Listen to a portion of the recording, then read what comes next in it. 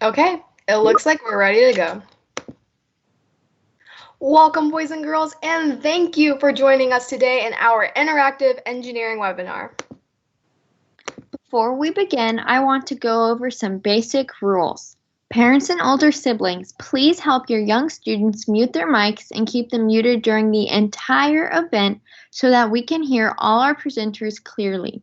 We are recording today's webinar to post on our YouTube channel for those who were unable to join us live today. If you ever have a question, just type it into the chat. But please keep your chat messages on topic so others are not distracted from the webinar. Thank you. One last thing before we start. We've hidden a blue whale on each slide, so keep your eyes peeled and be sure to tally them all up. Now we're going to introduce ourselves. Who are we? We are Team 118, the Robonauts. We are a robotics team with students from 6 high schools and Clear Creek ISD. Something cool about us is we get to build robots at NASA Johnson Space Center with real NASA engineers. Now we're going to show you a quick video so you can see the robots we get to make.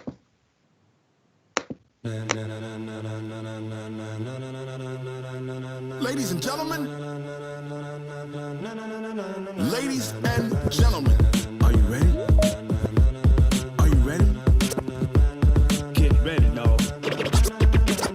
Get ready.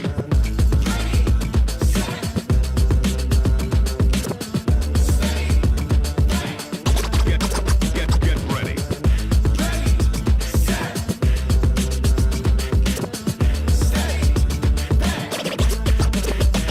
This be the green light, go. Tires burn the pavement. People want to know where Mace, Poss, and Dave went. Still here, still in your ear with a style so hot, you'll see where all the sun rays went. Legs, arms, and head, all being moved in a frenzy. The blends be all the right cred, meaning credentials. Best of both worlds when we rocking over pearls in the instrumental. Are you ready? Set, jump to the rhythm as hard as you can go. Keep it steady, to the letter right. Turn it up, we giving the show. But can you rock it like rocket fuel? What you talking about? Space out your mind. But can you rock it like rockets fuel? That's a close encounter of what kind? Oh, I'm a disc jockey. What's a disc jockey?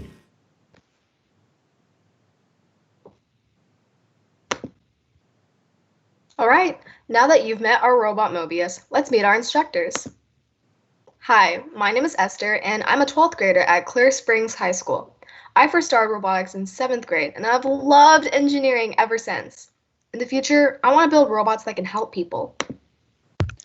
Hey guys, I'm Hannah and I'm an 11th grader at Clear Springs High School. I started robotics in 4th grade at Landolt Elementary, right where some of you are now. I was on robotics teams all through middle school and now it's a huge part of my life. When I grow up, I want to become a biomedical engineer and design medical tools that can save lives. Hi, my name is David, and I am in 10th grade at Clear Falls High School. I have been doing robotics since 7th grade, and I have been passionate about robotics ever since. Hey y'all, my name is Tatiana Vasiliev, and I'm an 11th grader at Clear Lake High School. I first started robotics in 4th grade through a Girl Scouts robotics team, and I've loved robotics ever since. Hi, my name is Mamta. I'm in 12th grade at Clear Lake High School, and I've always loved math and science since elementary school, and I got into robotics in high school. It is now basically my life, and I want to become a computer science engineer. Hi, I'm Joel. I'm a 12th grader at Clear Lake High School. I started engineering in 5th grade at Ward Elementary, and it's been a big part of my life since then. My goal in life is to change the world. Hi everyone, my name is Sophie and I'm in 12th grade at Clear Lake High School. I participated in engineering activities throughout middle school and I had my first robotics experience the summer after my 10th grade year. When I grow up, I want to be an environmental engineer. Hey guys, my name is Greta. I am in the 10th grade at Clear Falls High School. I discovered engineering in the 3rd grade, then joined the team the next year, and I've just been hooked ever since. Hey everyone, I'm Will. I'm in 11th grade at Clear Lake High School. You know, only the coolest high school to ever exist.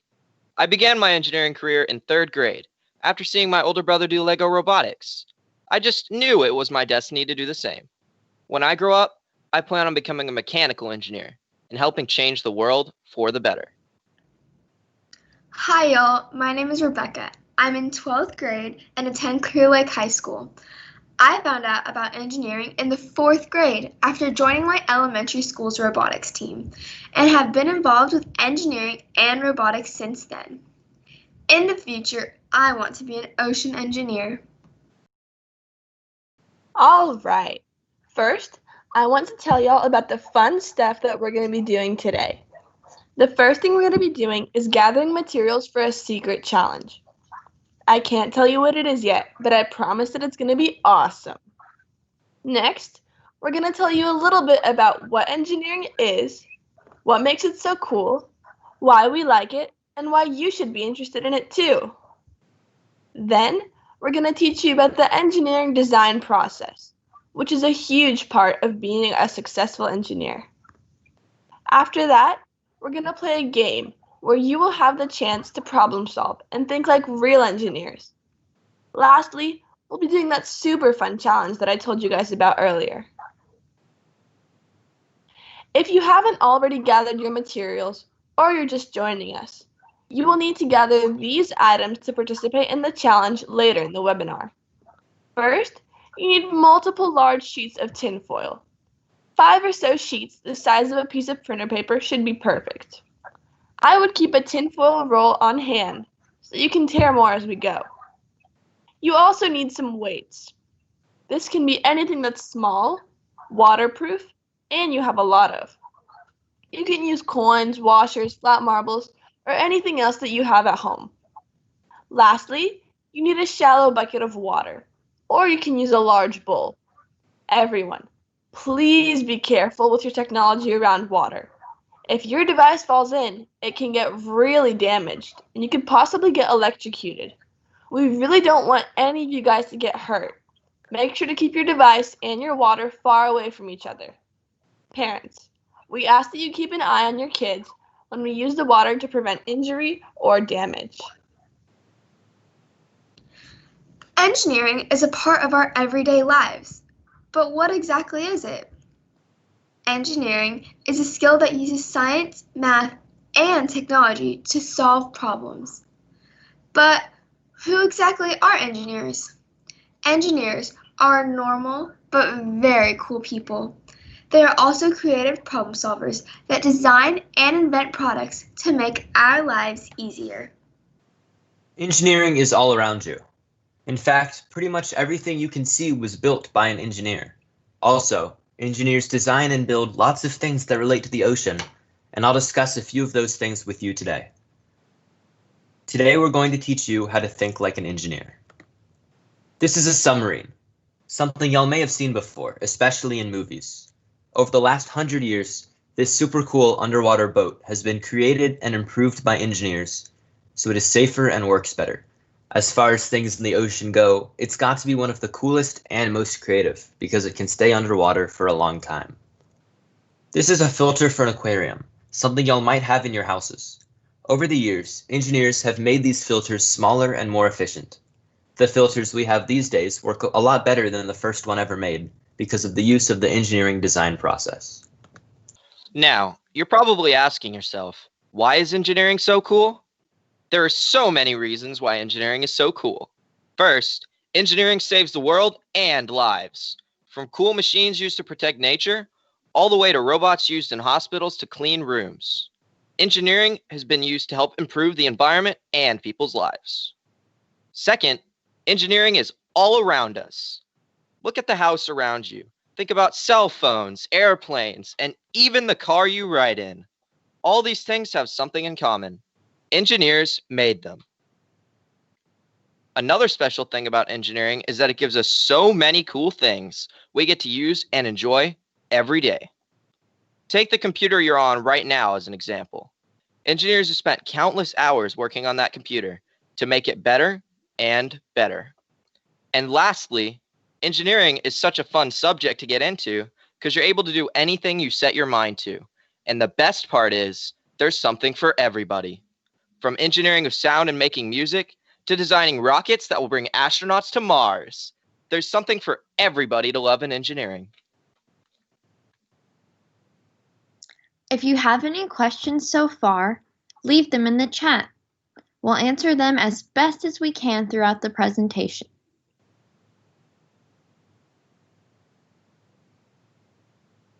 We're going to continue with the presentation now, but I promise we'll answer them soon. Remember, look for the whales. Now we're going to talk about the engineering design process. Everything in engineering can follow this process that we're about to show you. Step 1 is ask. What is the problem? Or what does it need to do? If you're building a bridge, it has to support people. If you're building a car, it has to drive. Everything in engineering has a purpose, and this is where you'll find yours. Step 2 is explore. Ask yourself, what is some information I should know?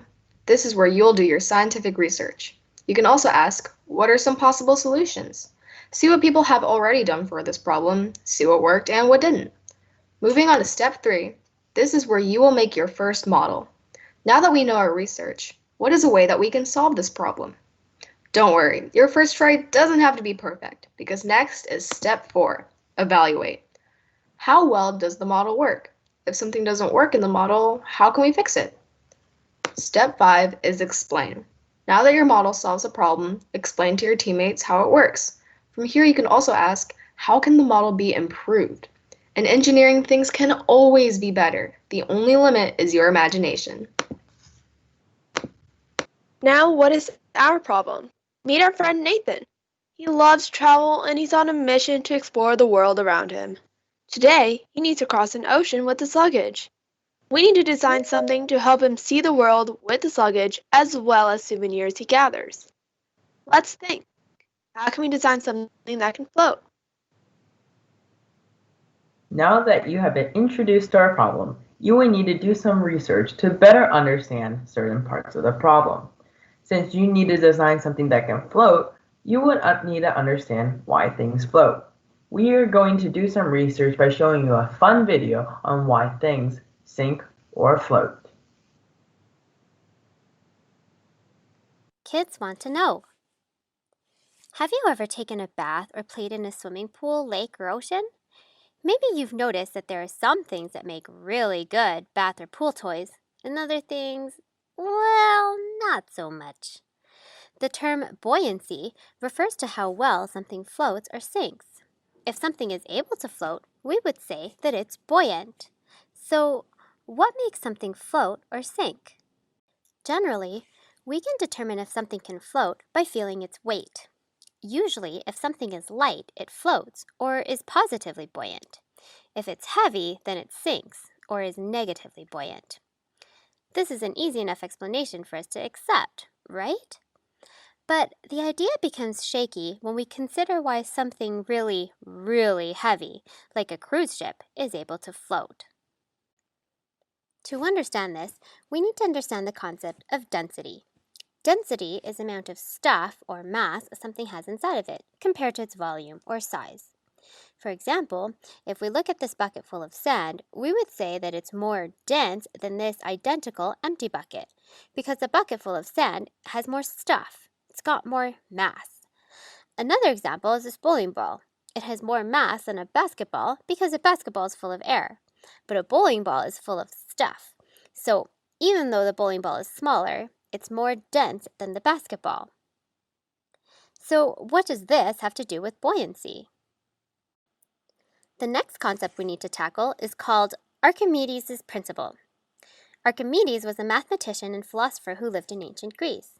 He had been stumped on a problem he was trying to figure out for the king, so he decided to take a bath. When he was sitting in the bath, he noticed that the water level rose when he went into the bath. Let's pretend that this block is Archimedes. See how the water level goes up when the block goes into the water? This means that in order to make space for his body in the bath, the water had to get pushed around in the bath, making the water level rise. The story goes that he was so excited by this discovery that he jumped out of the bath and ran naked down the street to his laboratory, shouting, "Eureka!" which means, "I've got it!" Basically, what Archimedes' principle helps us to understand is that if an object is heavier than the amount of water that it's displaced, or is something very dense, the object will sink, like the bowling ball. And if the object is lighter than the amount of water it is displaced, or something not very dense, the object will float, like the basketball. So, back to our cruise ship problem. Even though a cruise ship is very heavy, it's also very, very large. Most of the ship is also hollow, so it's not as dense as you might think. Because of this, just like the basketball, the ship is actually lighter than the water it's displaced, causing it to float. Did you know? Submarines dive by allowing water to fill part of the submarines, called ballasts. The air gets vented out until the density of the sub is enough to make it sink. Ships also use ballasts for balance. Without them, they have a tendency to tip in windy weather. Thanks for watching, and don't forget to subscribe.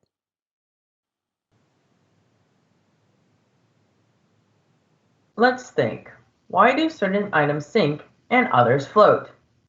It is because of buoyancy. There are two forces acting on an object when an object is placed in a fluid like water. Those two forces are gravity and buoyancy. In water, gravity is the force that pulls the object down, and buoyancy is the force that pushes the object up. It's kind of like tug-of-war in water. We all experience gravity every day. It is the force that makes you come down when you jump, and also why some toys sink when placed in water. The opposite force to gravity is buoyancy. Buoyancy is why ships and rubber duckies can float. To understand buoyancy, you will need to understand displacement and density. If the buoyant force is greater than the force of gravity, then the object will float. But if the buoyant force is less than the force of gravity, then the object will sink. Density is how much mass is in an object per unit of volume. Mass is how much matter or stuff that is in an object. Volume is how much space an item takes up. Density can be shown in a fraction. The numerator or the top number in the fraction would be the mass, while the denominator or the bottom number is the volume. If an object is heavy and compact, it has high density. When you blow air bubbles in water, the bubbles rise because air is less dense than water. Any object that is less dense than water, like an air bubble, will float. If an object is more dense than water, like a rock, it will sink. We all love pillow fights, right? Pillows are filled with stuffing that is low density because the stuffing in pillows is not very compact. That is why being hit with a pillow hurts a lot less than being hit with a more dense material, like a brick. If we take a look at the picture on the screen, you will notice while both blocks on the seesaw are the same size and have the same type of stuff in them, the block that has more stuff in it is heavier than the block with less stuff in it. The block that contains more stuff is more compact and therefore is more dense than the other block. As another example, have you ever helped someone bake cookies from scratch? A bag of sugar is pretty heavy, right? Now think about the yummy treat many of us enjoy, cotton candy. Cotton candy is made out of sugar, but is very lightweight. That's because cotton candy has less mass per volume, giving it a lower density than the container of sugar, which has a much greater mass per volume. You can see the numerical comparisons on the second picture on the screen.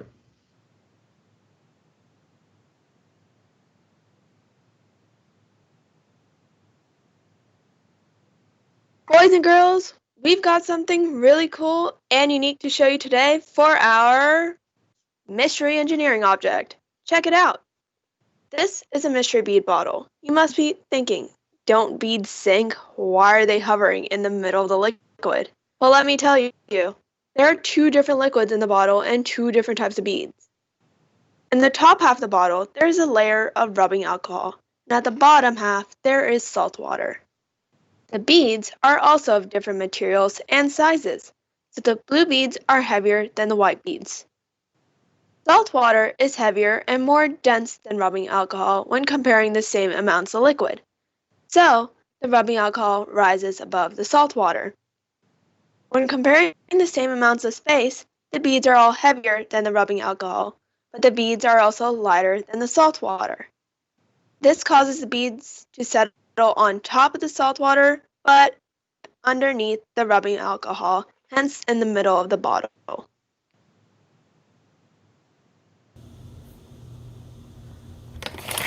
When I shake the bottle, the liquids mix for a bit before separating back again. The separation is due to the difference in the two liquids' densities.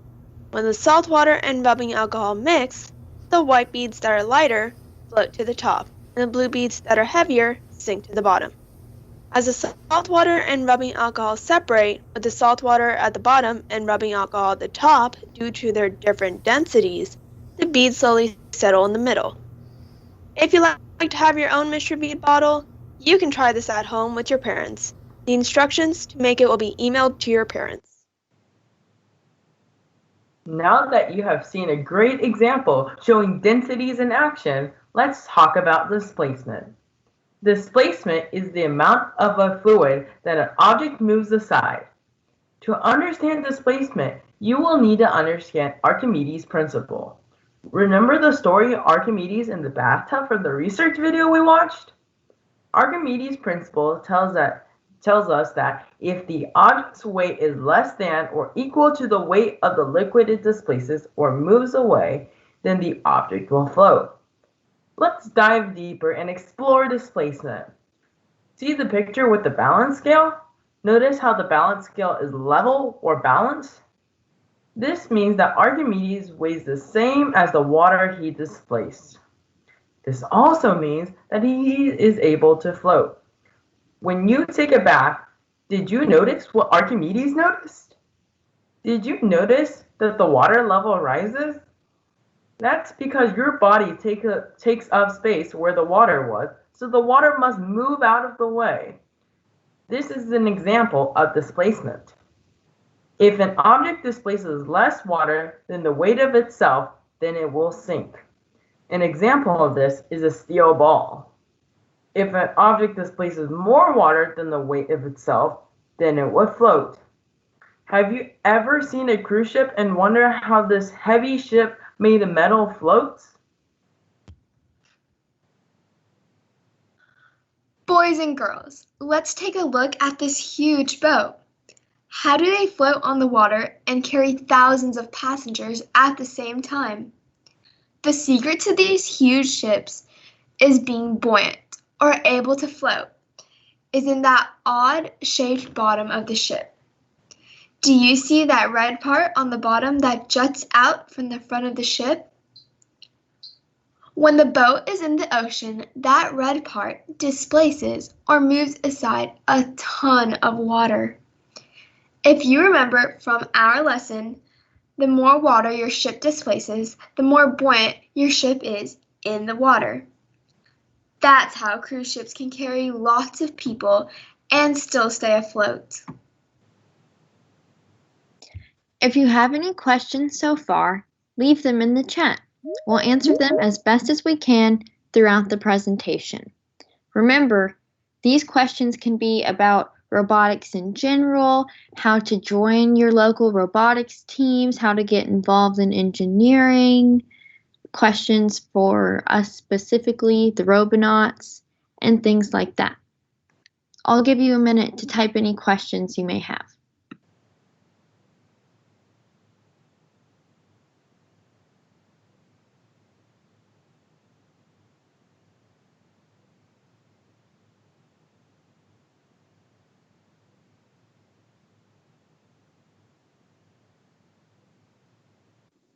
Hello. Remember, keep your microphones muted and your video feed off. If you have a question, please type it in the chat. Okay, if you don't have any more questions, we're going to carry on with our presentation.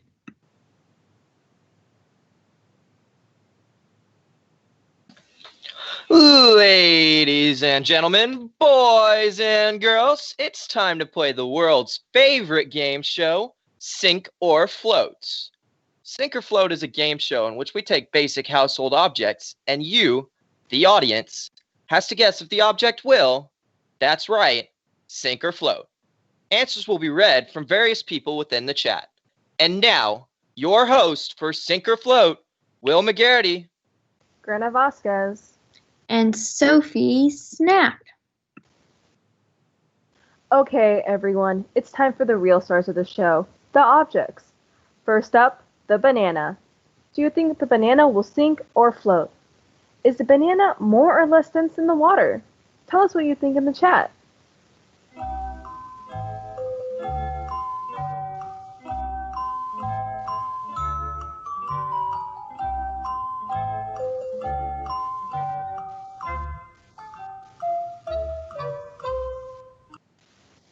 Wow, amazing predictions, everyone. Great job. Okay, thanks for telling us your predictions. Now it's time to find out what really happens to the banana.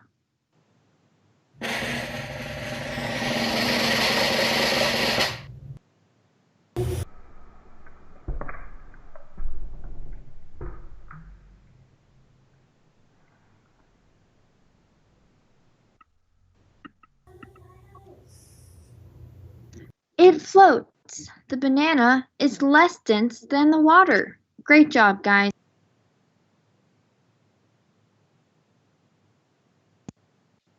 Up next on the chopping block comes our dear friend the penny. Do you think a penny will sink or float? Is the penny more or less dense than the water? Type your answers in the chat.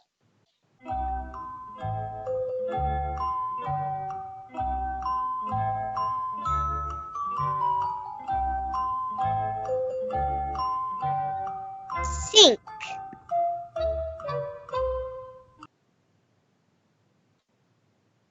Wow, those are some great guesses. And now, let's see what happens.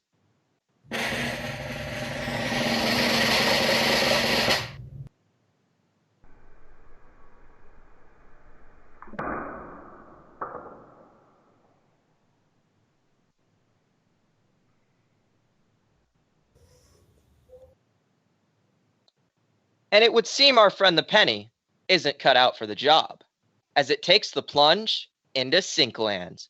The penny is more dense than the water.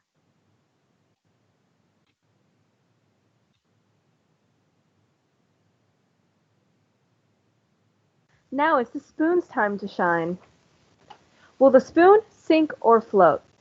Is the spoon more or less dense than water? Let's see. Type your predictions in the chat. We love to hear from you.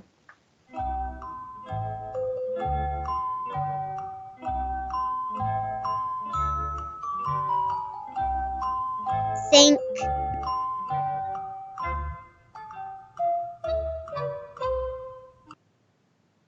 Great responses, everyone. Keep at it. Amazing guesses. Now, ladies and gentlemen, boys and girls, stirring up the suspense is killing me. Will it sink or float?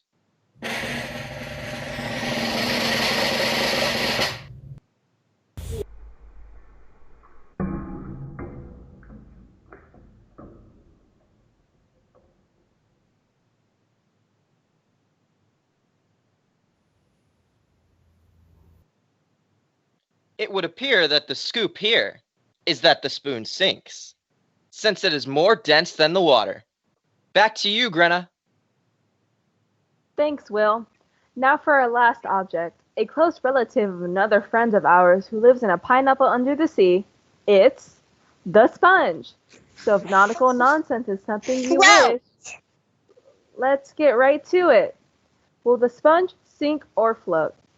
Is the sponge more or less dense than water? Let us know what you think in the chat. Float.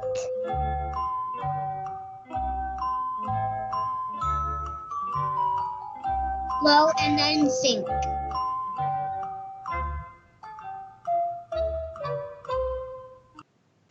Great predictions, everyone.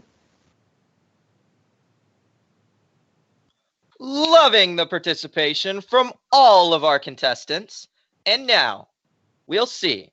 Will the sponge sink, or will he live up to his porous name and float?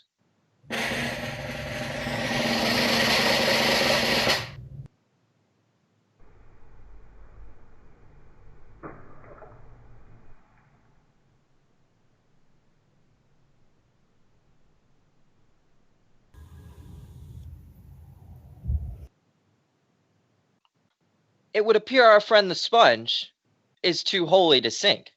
That's right, he floats. The sponge is less dense than the water.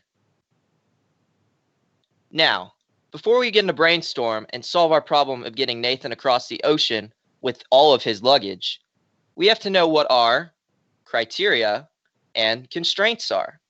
So, boys and girls, let's take the plunge. Criteria tell you what you need to do. On any robotics team at your school, you'll use that big box of pieces to build a robot that moves. The rulebook is going to give you tasks your robot will need to do in order for your team to score a ton of points. A robot that moves or a robot that can pick up cubes are some criteria that you might see at some point in your robotics career. When you're designing a solution, you need to make sure that it meets all the criteria. Now, let's think. What kind of criteria do you need to follow for Nathan's floating contraption? Some criteria would be how we need to make sure Nathan's design can float. Another criteria for our challenge is that the boat needs to hold all of Nathan's luggage, which is really heavy. So, our boat has to be able to hold a lot of weight without sinking.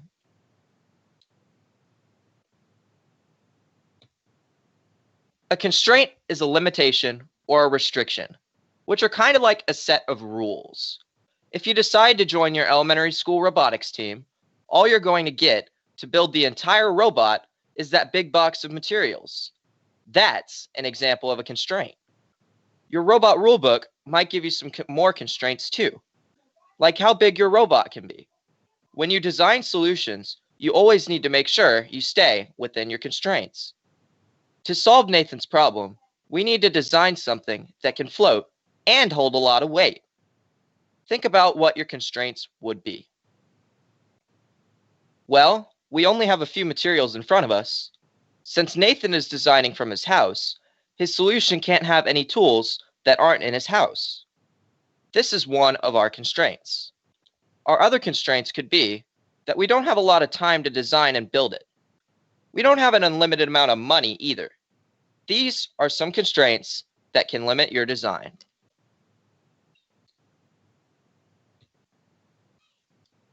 Next step in the process, brainstorming. If you ask me, brainstorming is my favorite step. But don't forget, the most important part of brainstorming is welcoming any and all ideas, even out of the box, and especially original ideas on how to solve our problem. We all know that in the past, many great scientists made some pretty amazing discoveries, but in their time, they didn't get nearly as much credit as we give them today. Take, for example, computer coding. Women were the inventors of computer coding and helped shape it into what it is today. They faced a lot of really hard obstacles. One of them being was how people treated their ideas. Everyone thought that computer coding was going to be useless and that their ideas were too out of the box. But today, we use computer coding in so many things, like in your video games and even your phones. And if you ask me, I'd say that's pretty amazing. Now, we're going to brainstorm some ideas on how to help Nathan. Think about the criteria we've already talked about. What could we design that follows the criteria and helps Nathan carry his luggage across the sea? Feel free to put your ideas in the chat.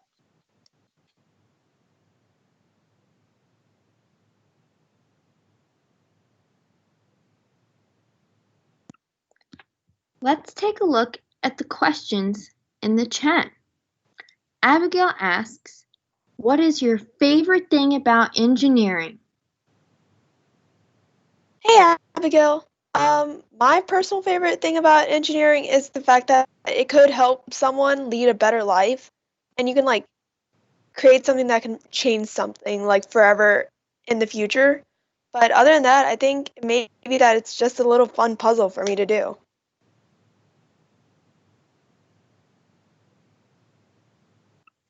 Thanks, Mamta. Our next question is from Matthew, and he asks, is that why clouds float? Matthew, that's a really great question. So actually there are several reasons that a cloud can float.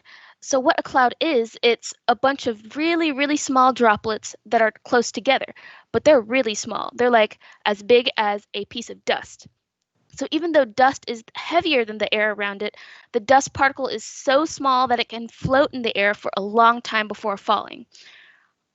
And water droplets kind of behave the same way. And also, clouds can float in the air because there's always a flow of warm air that rises to meet the cloud. So what the warm air does is it pushes the cloud and keeps it afloat. And remember, clouds don't stay in the air for forever. Eventually, they warm up and they come together and go down as rain. Thanks, Hannah. What a great answer. Okay, we're going to move on with the presentation now. Remember, keep a lookout for the whales.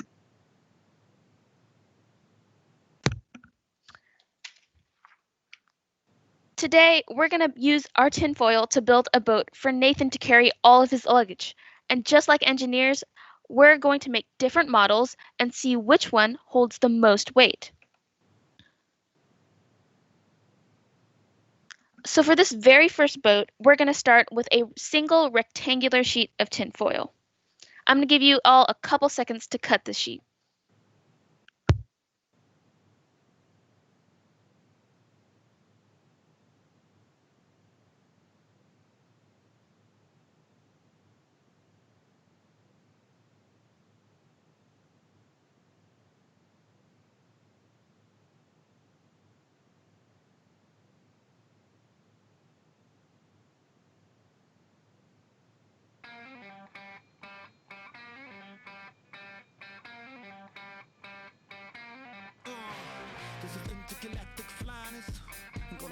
So first what we're going to do is we're going to fold our rectangular sheet of tinfoil in half, hamburger style.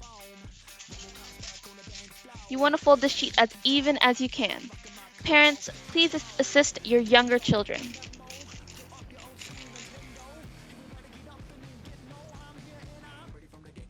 I'm going to give you all a minute or two to finish folding. Once you're done, let me know in the chat because I don't want to leave anyone behind.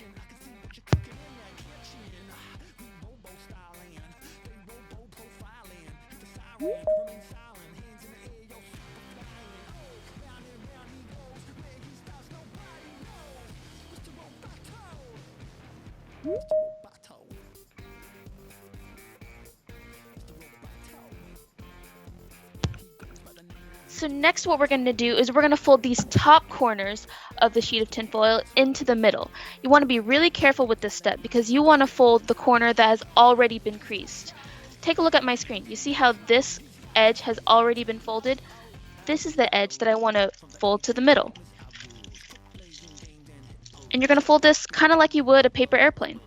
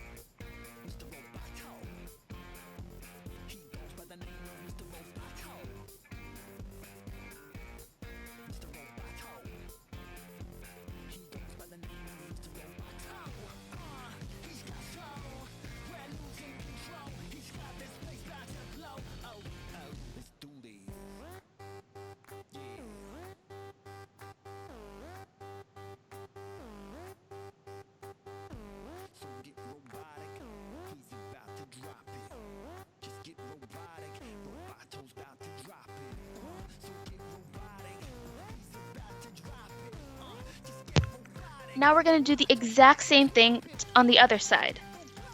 You want to make these two as even as you can.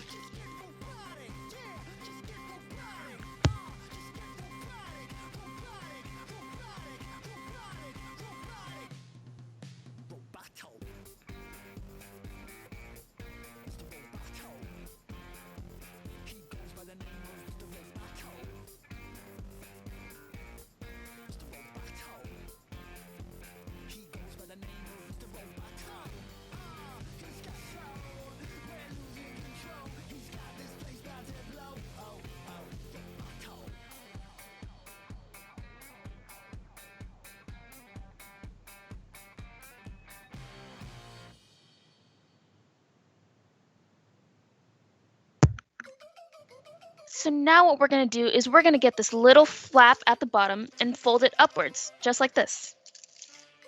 I'm going to give you all a couple seconds to fold. Don't forget to tell me in the chat once you're done.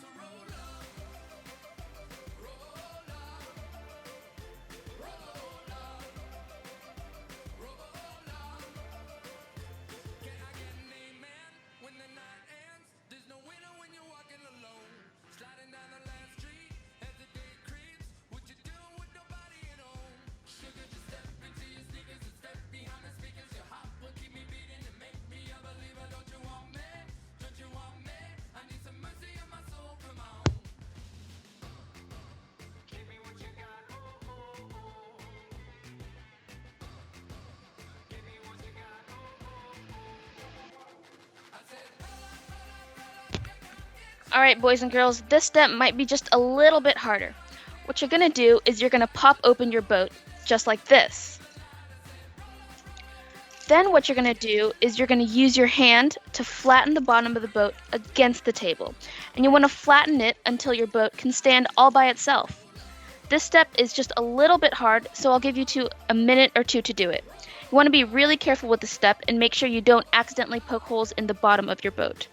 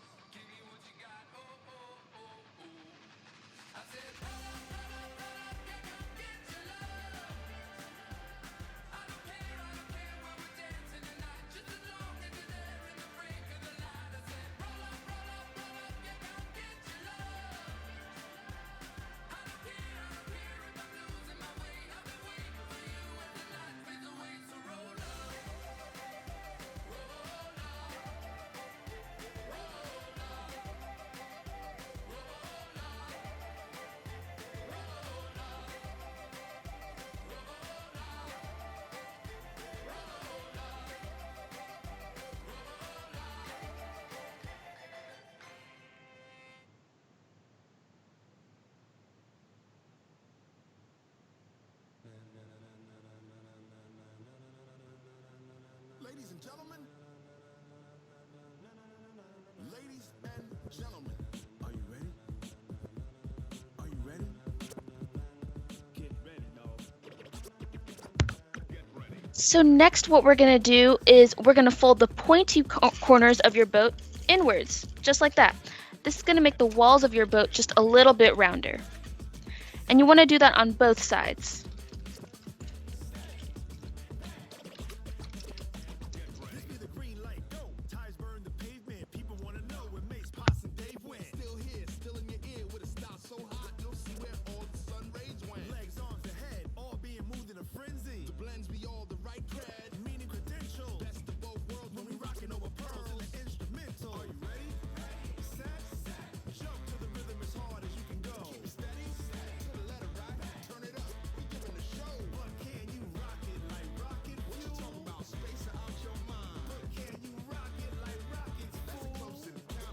So this next step is just optional, but what I like to do is I like to pinch the sides of my boat and fold them over. This just helps make the walls just a little bit rounder and a little bit sturdier. Pinch and fold.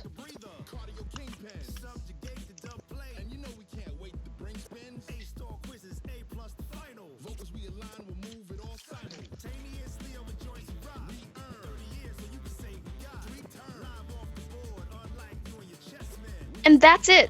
Boys and girls, you just made a tinfoil boat. Now it's time for the fun part. We get to test it. So what you're going to do is you're going to put your tinfoil boat into the water.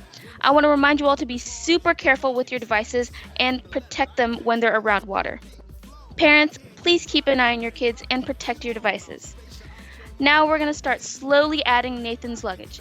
You want to be careful with this step, and you want to distribute the weights and the luggage in your boat so everything is balanced. How many of Nathan's suitcases can your boat hold before sinking? Type it in the chat.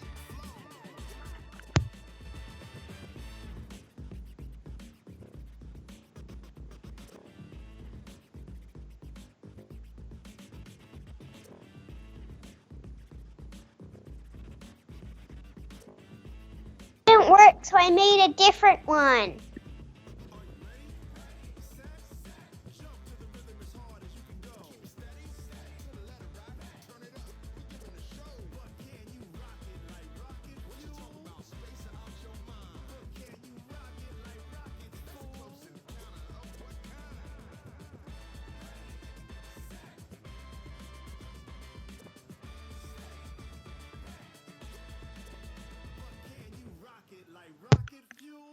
My boat held 9 weights before it sank.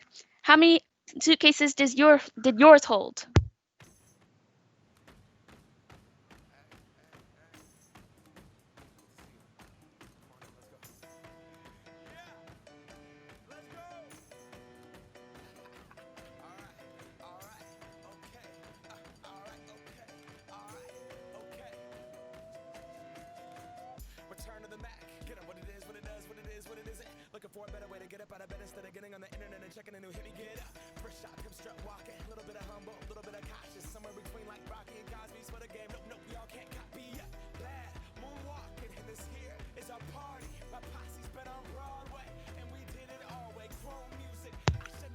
Wow, I see some pretty great boats.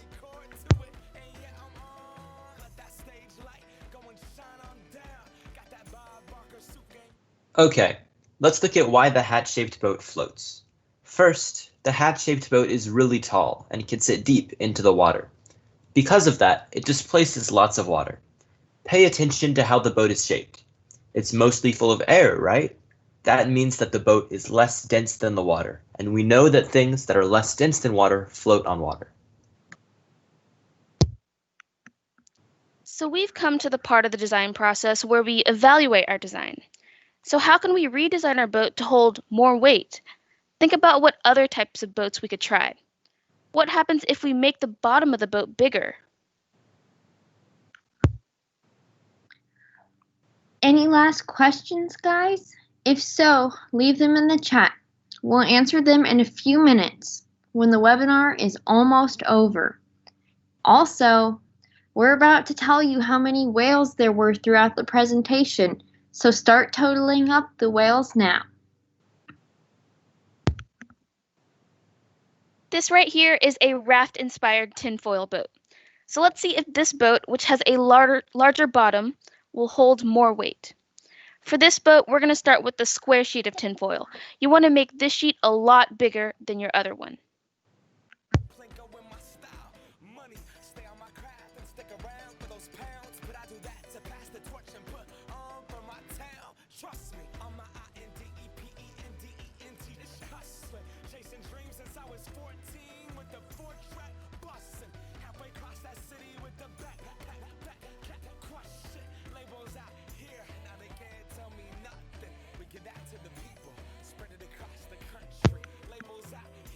So what we're going to do first is we're going to fold in all 4 edges of the sheet, just like this. These are going to be the walls of your boat. I like to fold them over twice. And remember, we're doing this with all the edges of the sheet.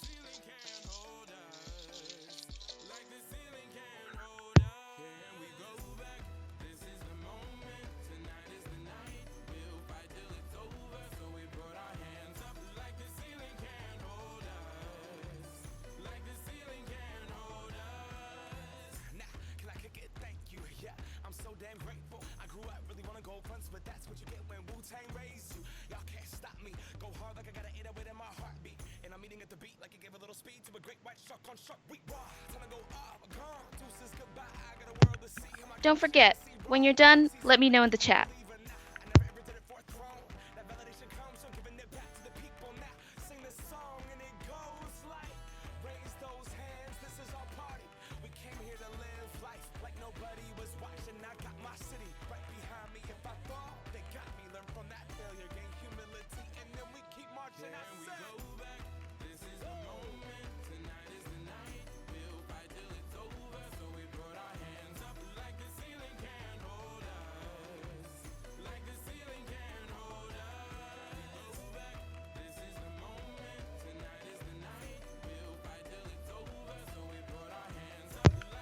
Just as a reminder, we're going to fold the edges in twice on each edge.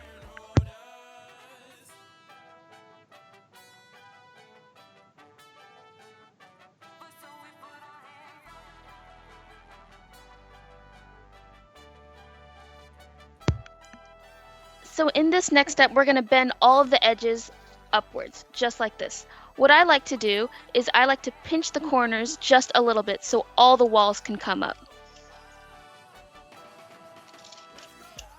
Don't worry about the corners just yet. We're going to get to that in the next step.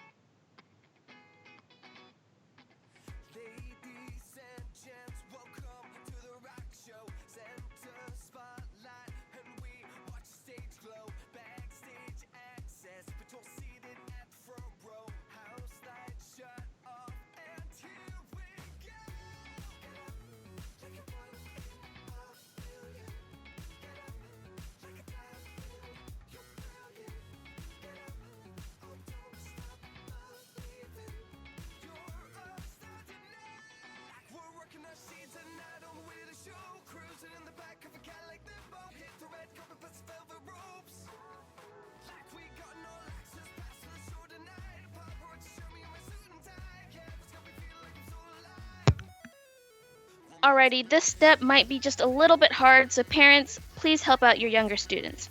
What we're going to do is we're going to pinch the corners of the boat and we're going to fold it over to the side, just like that. This makes the corners of your boat really nice and pointy. Again, we're going to pinch the corners of the boat and fold them over the side.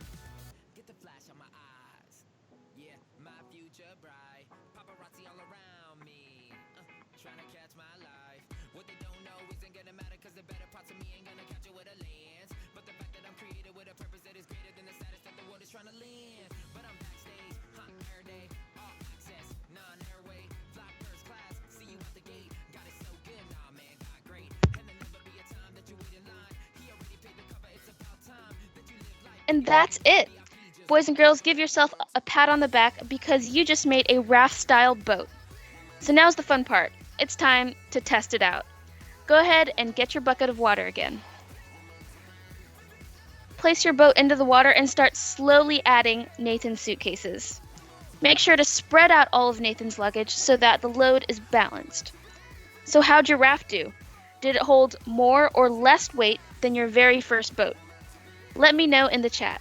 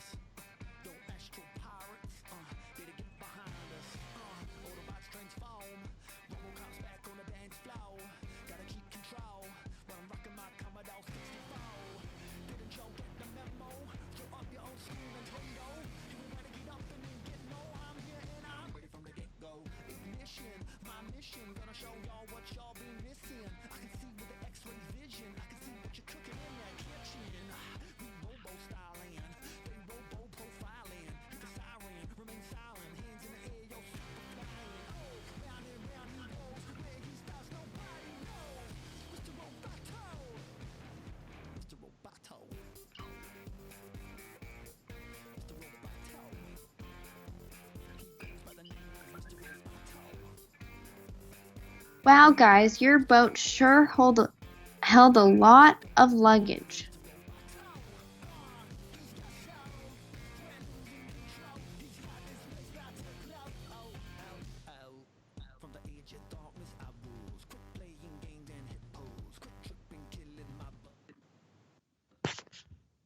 All right, so let's look at why our raft was able to float. So the raft has a very flat bottom, and it's very since it's all spread out and not in one place, the boat stays balanced on the surface of the water, and the density of the boat is still less than the water. As we learned earlier, if the density of the boat is less, then the boat will float.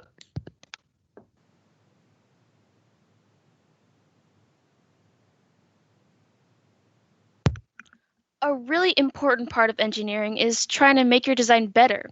That means exploring different solutions to your problem. So how can we make our boat hold even more weight? Think about what kind of ships are designed to hold a lot of weight. So what if we made a boat that displaces water kind of like a cruise ship? All right, boys and girls, what you see on your screen is what I like to call the cruise ship boat, because it's shaped how a cruise ship is shaped. Unfortunately, we're not going to build this cruise ship boat today, but if you think this boat is just about the coolest thing ever and you just have to build it, we emailed your parents the instructions on how to make these things. This cruise ship boat is actually super cool and holds a ton of Nathan's luggage, so I highly recommend everyone to check it out once this webinar is over. All right, guys, you asked some great questions today. Good job, and thank you so much.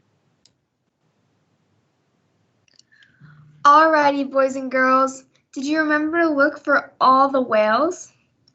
Did you find them all? There should have been 67 when you counted them all up.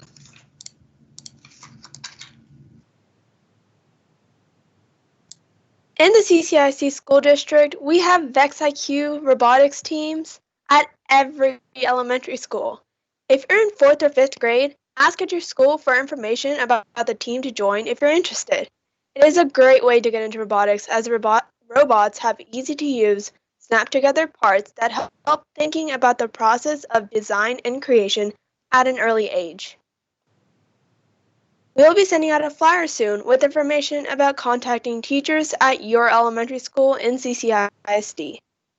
There are also many engineering events hosted by CCISD throughout the years, such as Girl Power Night, VEX Engineering Tournaments at the LSC, and more webinars to come. If you happen to miss a webinar, we also have them posted on our YouTube channel if you search up tinyurl.com/118YouTube, which is also listed on the next slide. Thank you all so much for coming today. We hope you've learned something new today about engineering, and hopefully you feel inspired to think like engineers in the future. We will send an email shortly asking for feedback on today's webinar. Please share your thoughts with us so we can make improvements for the future. We'd love to hear from you. We also hope you join us for future webinars. Keep an eye on our social media channels for more information, and have a great rest of your day.